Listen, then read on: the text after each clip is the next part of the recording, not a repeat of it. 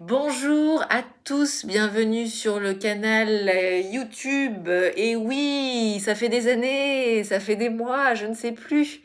Nous revoilà. Alors pourquoi nous revoilà très brièvement? Parce que figurez-vous que cette semaine, une personne m'a contacté pour un accompagnement et cette personne m'a trouvé via la plateforme YouTube. Ce qui, du coup, a rendu la plateforme vivante de nouveau à mes yeux. La deuxième raison, c'est que je savais déjà depuis quelques temps, mais cette semaine particulièrement, je me suis rendu compte que j'ai beaucoup plus de facilité et de plaisir à partager mes expériences, mes prises de conscience à l'oral.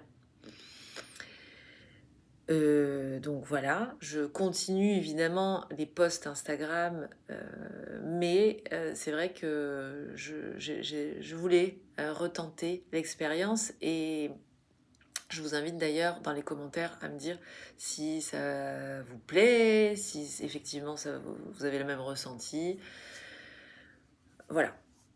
La dernière raison, c'est que je ne pouvais pas continuer à vous mentir avec des vieilles vidéos où je ne suis plus la même physiquement. Il fallait actualiser aussi ça. Donc voilà, pour les nouvelles. Ceci étant dit, et en étant plus sérieuse maintenant, je voulais revenir sur une grosse prise de conscience pour moi récemment.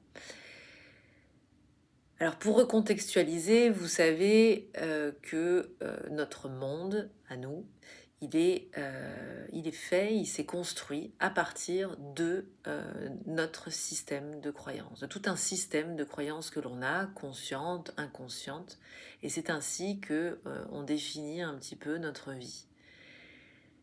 Pour ma part, jusqu'à donc il y a très peu de temps, j'avais une croyance qui était très ancrée, qui était celle de ne pas vouloir être vue comme une victime. Alors qu'est-ce que ça veut dire? Ça veut dire que j'ai mon histoire, j'ai mon passé, mes traumas d'enfance, etc. Mais je ne voulais pas que ce passé-là puisse définir qui je suis aujourd'hui. Et je ne voulais surtout pas mettre en avant cette partie-là de ma vie parce que je ne voulais pas être considérée comme une victime. Voilà. D'ailleurs, vous remarquerez que j'ai jamais vraiment parlé de mon enfance, voilà, de mon système familial, etc. Parce que, avant tout, c'était pas par peur de m'exposer, c'était surtout que je ne voulais pas, parce que je raconte mon histoire, qu'on puisse me considérer comme une victime. Voilà.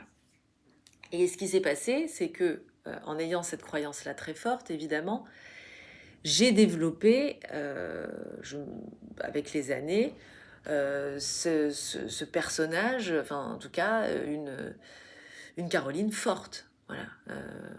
Je me suis toujours considérée fièrement comme quelqu'un de fort, qui avance et qui n'est pas entaché de son histoire passée, etc. Évidemment, c'était un gros bullshit de ma part, euh, parce que je me suis rendu compte que à ne pas vouloir être victime de mon histoire, c'était aussi une manière de ne pas la regarder, de ne pas de la réprimer quelque part. Parce qu'en fait, quand on se considère une personne forte, ça veut dire aussi qu'on n'accepte pas de laisser venir les choses telles qu'elles sont, les émotions aussi telles qu'elles sont, et on va venir les contrôler. Et ce que j'ai compris, c'est que je me suis donc toujours considérée comme une personne forte, mais pas comme une personne puissante. Pour moi, une personne qui est puissante, elle n'a pas besoin d'être forte. Une personne qui est puissante, elle est capable d'accueillir tout ce qui se passe, que ce soit des situations à l'extérieur, que ce soit des situations internes, hein, et des émotions qui viennent. elle a assez de pouvoir en elle pour pouvoir prendre en charge et voilà. Et donc, c'est un petit peu ça que je voulais vous partager parce que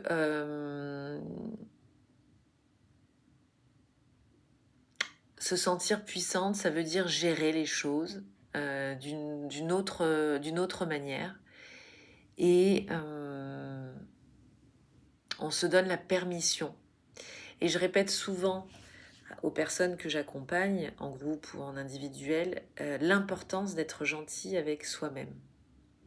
Et évidemment, ce que je passe, je le fais avec moi, mais j'avais aussi mes limites, parce que je ne pouvais pas et être gentil avec moi-même et être une personne forte.